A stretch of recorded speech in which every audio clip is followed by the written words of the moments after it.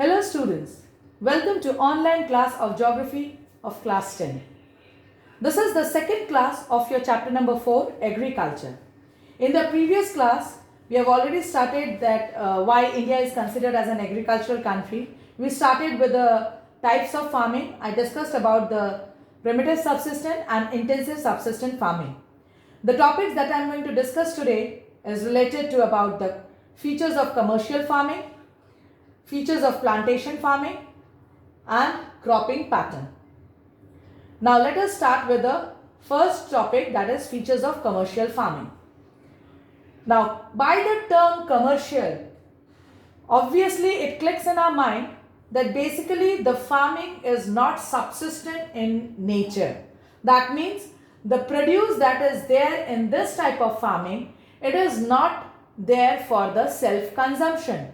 It is mainly there for the market purpose. That means for the selling purpose, to earn profit or to earn foreign exchange. So these are not subsistent in nature. That's why these are not practiced in the densely populated areas. It is basically in our country is practiced in the moderate population or sparsely populated areas where it is favorable for agricultural condition. Second, it is highly mechanized farming. Now as their motive is to earn profit, to get maximum benefit from the agriculture, so obviously it has to be mechanized because the quality production which should be there as well as the quantity production should be there. Now the size of the land holding is large because the population is comparatively less, so they are able to get a vast land for the agricultural purpose. Next, it employs little labor to get a large yield. Why? If they are employing large manual labor, so the production quality as well as quantity will be less. So it is mechanized, thus the employment of the labor is low or less. It is capital intensive farming. That means here more amount of money is invested, capital is invested, and maximum work is done by the machinery. So it is termed as capital intensive farming. Next, farmers grow single crop. Now as it is not a subsistent, so they are basically concentrating on the one category of the crop and they are just doing the crop specialization of a single crop specialization, and it is also termed as monoculture type of farming. Mono means one. Now just to increase the productivity or to get better results from agriculture, they use high doses of fertilizer, they use high yielding variety seeds, pesticides are used, they use advanced irrigational method so that they can yield higher production. Now the degree of commercialization varies from place to place. What does this indicate? Now if we take one example from two different states, one is West Bengal, another one is Punjab. West Bengal, it is densely populated. Their basic agriculture is subsistent in nature. So the prime crop that they grow is paddy. But in some of the places, if they are cultivating wheat, then it is not a staple crop for West Bengal. So what is it? It is a commercial crop. And if we move to Punjab, over there, they are basically there for single crop specialization, that is wheat. And if they start cultivating paddy with the help of irrigational methods, then it will be a commercial crop. It is subsistent crop is their wheat, and if they grow paddy, then it will be a commercial crop for them.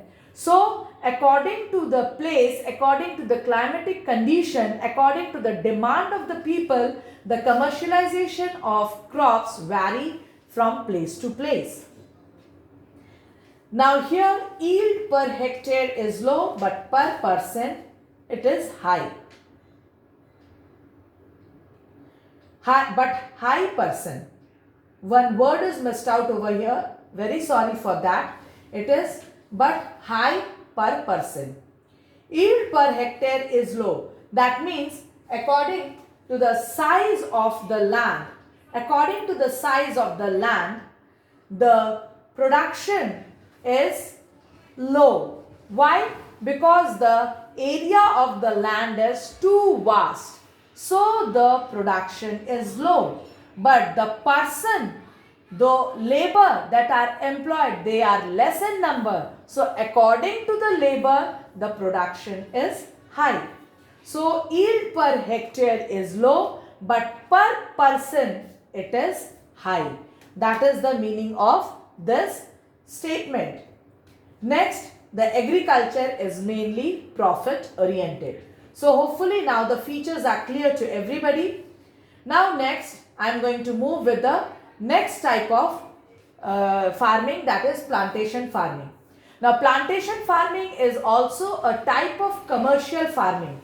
It is a type farming where the crops are not subsistent in nature. Basically, they grow all the cash crops, and hopefully we know which are the cash crops.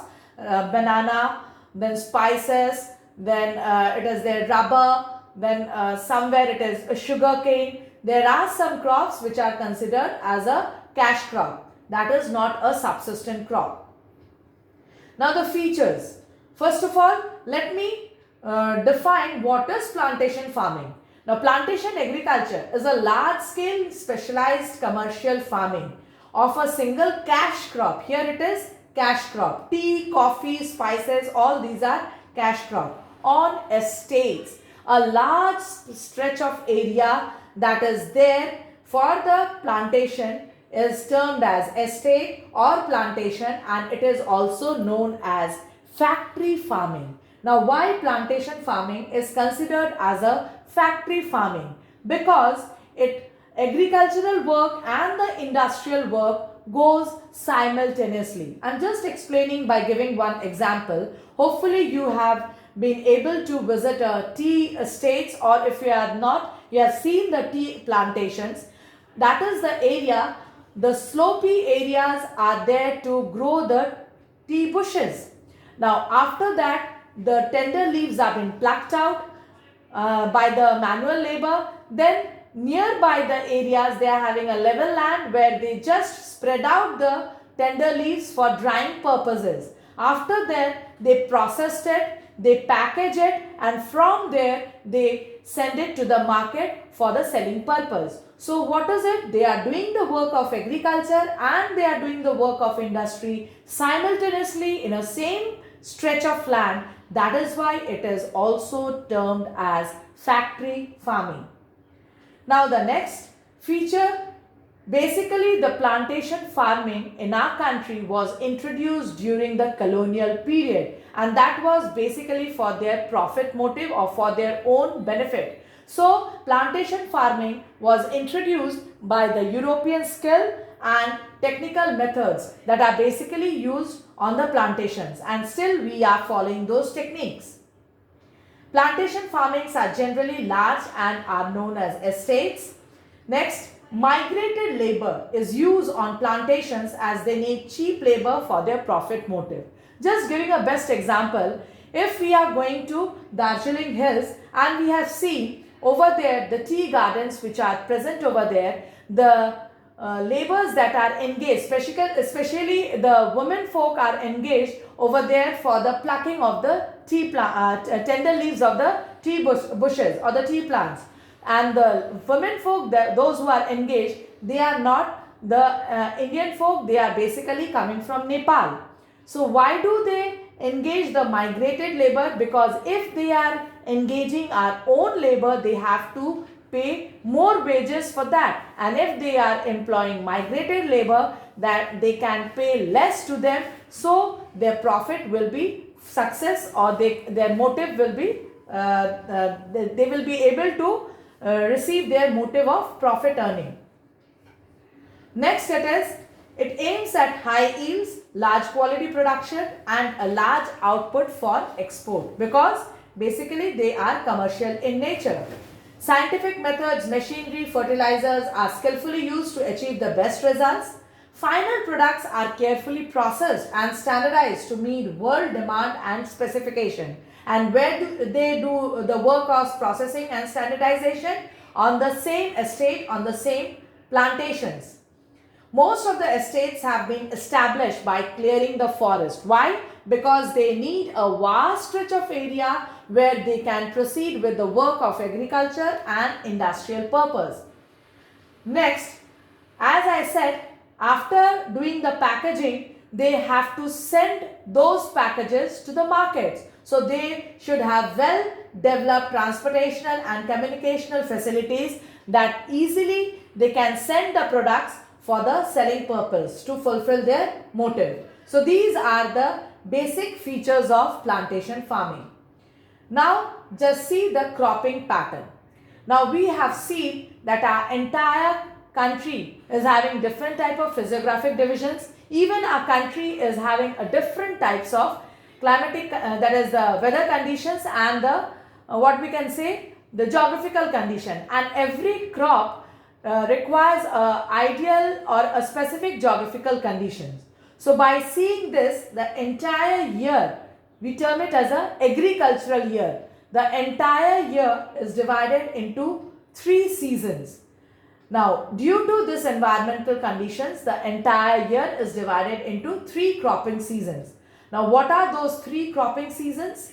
Number 1, the cropping seasons are Kharif season, Rabi season and Zaid season, or we also term it as a Kharif crops, Rabi crops and Zaid crops. Now, what are the basic difference between these 3 crops?